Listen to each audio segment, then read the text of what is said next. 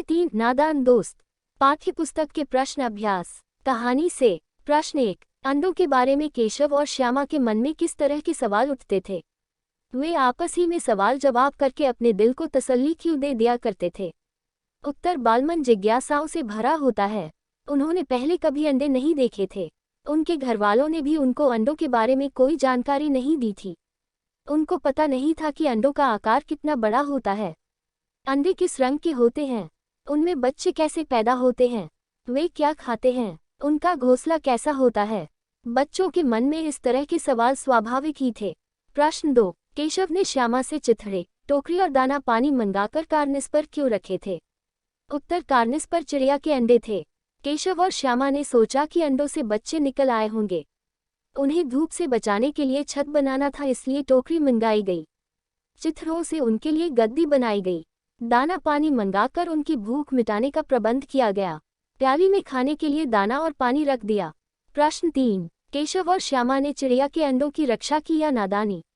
उत्तर केशव और श्यामा ने अपनी ओर से तो उन अंडों की रक्षा करनी चाहिए, पर यह उनकी नादानी सिद्ध हुई। चिड़िया अपने अंडों की रक्षा स्वयं कर सकती थी। बच्चे ने अंडों की रक्षा करने के प्रयास में उन्हें छूकर गंदा कर दिया।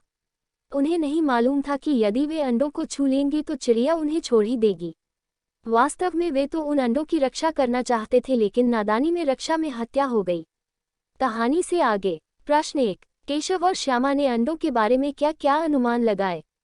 यदि उस जगह तुम होते तो क्या अनुमान लगाते और क्या करते? उत्तर केशव और श्यामा ने अनुमान लगाया कि अब उन अंडों से बच्चे निकल आए होंगे। चिड़िया इतना कहाँ से लाएगी? गरीब बच्चे इस तरह चू चू करके मर जाएंगे। उन्हें धूप से भी कष्ट होगा।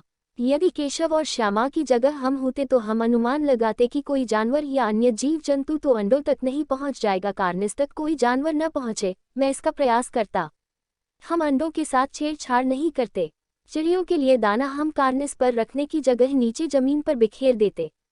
प्रश्न 2। माँ के सोते ही केशव और श्यामा दोपहर में बाहर क्यों निकल आए?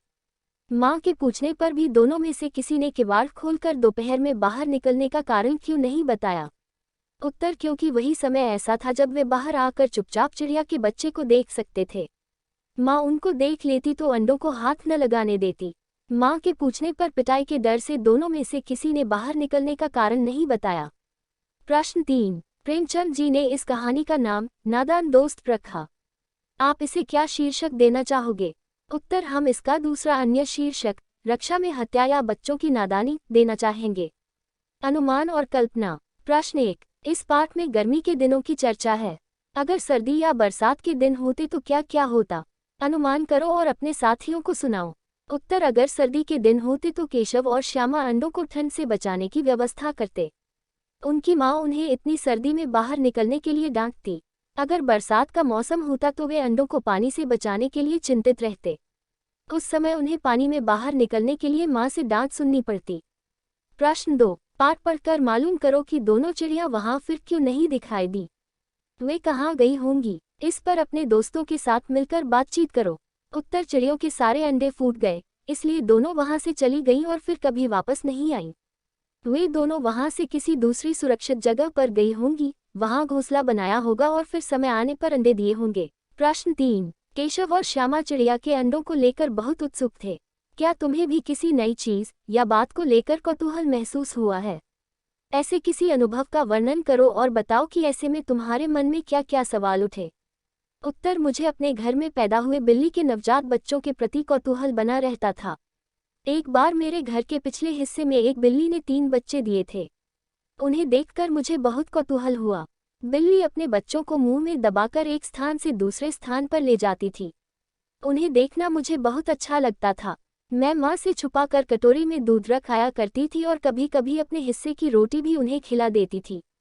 मेरे मन में अक्सर यह सवाल उठता था कि बिल्ली अपने बच्चों को मुंह में दबाती है तो क्या उन्हें दर्द नहीं होता है? भाषा की बात। प्रश्न 1। श्यामा माँ से बोली, मैंने आपकी बातचीत सुन ली है। ऊपर दिए उदाहरण में मैंने का प्रयोग श्यामा के लिए और आपकी का प्रयोग माँ के लिए हो रहा है। जब सर्वनाम का प्रयोग कहने वाले, सुनने वाले या किसी तीसरे के लिए हो तो उसे पुरुषवाचक सर्वनाम कहते हैं। नीचे दिए गए वाक्यों में तीनों प्रकार के पुरुषवाचक सर्वनामों के नीचे रेखा खींचो। उत्तर एक दिन दीपू और नीलू यमुना तट पर बैठे शाम की ठंडी हवा का आनंद ले रहे थे। तभी उन्होंने देखा कि एक लंबा आदमी लड़खड़ाता हुआ उनकी ओर चला आ रहा है। पास आकर उसने बड़े दयनीय स्वर में कहा, मैं भूख से मरा जा रहा हूँ। क्या आप मुझे कुछ खाने को दे सकते हैं? प्रश्न 2। तगड़े बच्चे, मसालेदार सब्जी, बड़ा अंडा। यह रेखांकित शब्द क्रमशः बच्चे, सब्जी और अंडे की विशेषता यानी गुण बता रहे हैं, इसलिए विशेषणों को गुणवाचक विशेषण कहते हैं। इसमें व्यक्ति या वस्तु के अच्छे बुरे हर तरह के गुण आते हैं। आप 4 गुणवाचक विशेषण लिखो और उनके वाक्य बनाओ। उत्तर गुणवाचक विशेषण वाक्य। ईमानदार, आयुष एक ईमानदार लड़का है। नीला, आसमान का रंग नीला है। मोटी, रीना मोटी है। मीठा, सेब मीठा है। प्रश्न 3। क केशव ने झुंझला कर कहा। ख केशव रोनी सूरत बनाकर बोला। ग केशव घबरा कर उठा। घ केशव ने टोकरी को एक टहनी से टिकाकर कहा। अ श्यामा ने गिड़गिड़ाकर कहा। ऊपर लिखे वाक्यों में रेखांकित शब्दों को ध्यान से देखो। ये शब्द रीतिवाचक क्रिया विशेषण का काम कर रहे हैं, क्योंकि ये बताते हैं कि कहने, बोलने और उठने की क्रिया कैसे क्रिया हुई। तर्क वाले शब्दों के क्रिया विशेषण होने की एक पहचान यह भी है कि ये अक्सर क्रिया से ठीक पहले आते हैं। अब तुम भी इन 5 क्रिया विशेषणों का वाक्यों में प्रयोग करो। उत्तर क झुंझलाकर, मोहन की बात सुन नेहा झुंझलाकर चली गई।